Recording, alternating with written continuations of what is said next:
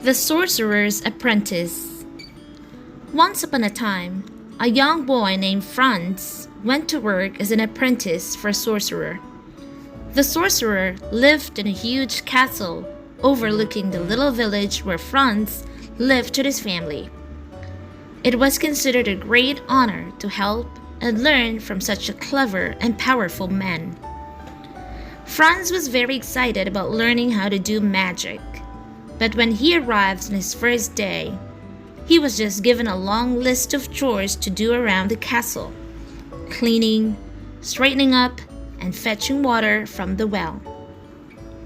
Franz was not happy. "It's not fair," he muttered to himself. "I didn't come here to be his servant. When will I get to do some magic?"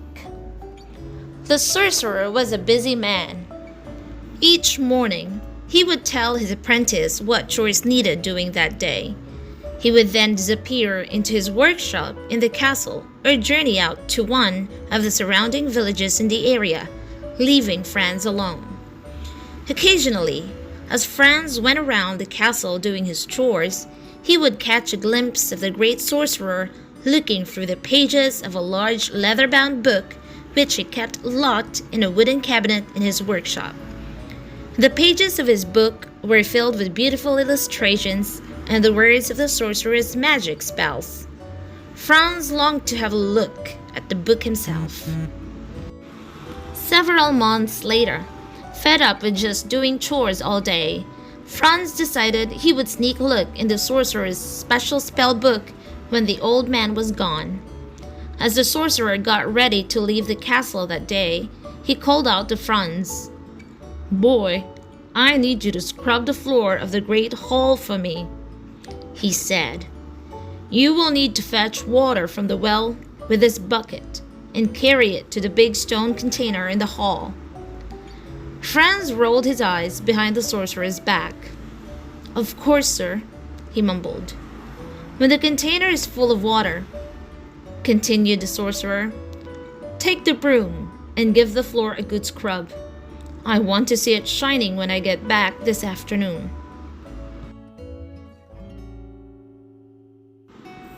As soon as the sorcerer left, Franz climbed the small staircase to the workshop.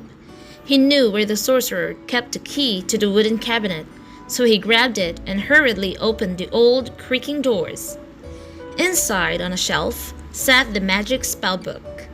Franz carried a heavy book to the great hall and sat down to look through its magical pages. There were spells for all sorts of weird and wonderful things. As he turned the pages, Franz saw a spell that could bring any object to life. This gave him a brilliant idea. "What harm can one little spell do?" he thought to himself.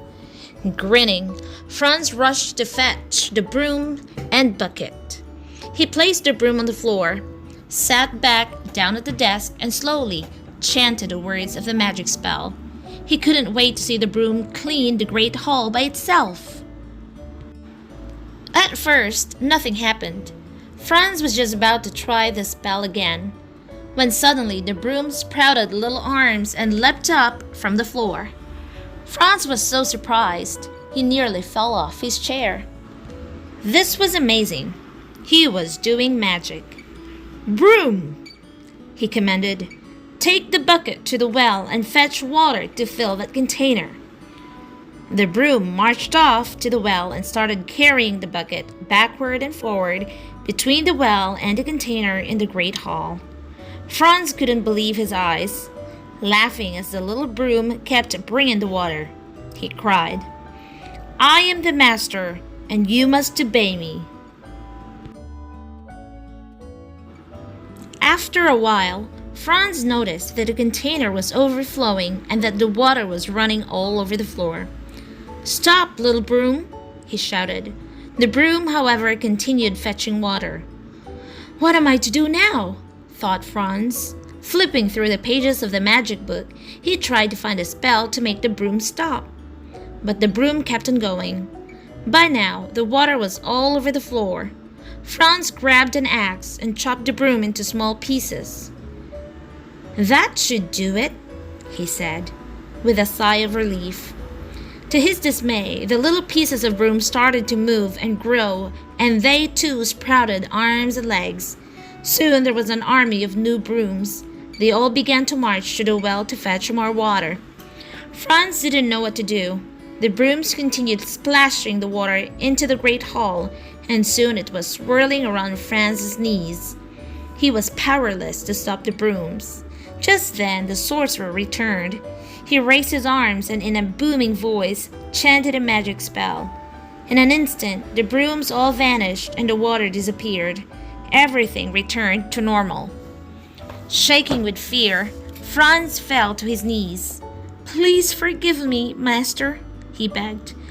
"I just wanted to try some magic." The sorcerer was very angry. "Never play with things you don't understand," he shouted. "Magic is very powerful and should only be used by a sorcerer." Franz hung his head in shame. He would never get the chance to learn magic now. "I should send you away, boy," continued the sorcerer. But he could see that Franz was very sorry. He decided to give him another chance. "You can stay," he said. "You still have much training to complete."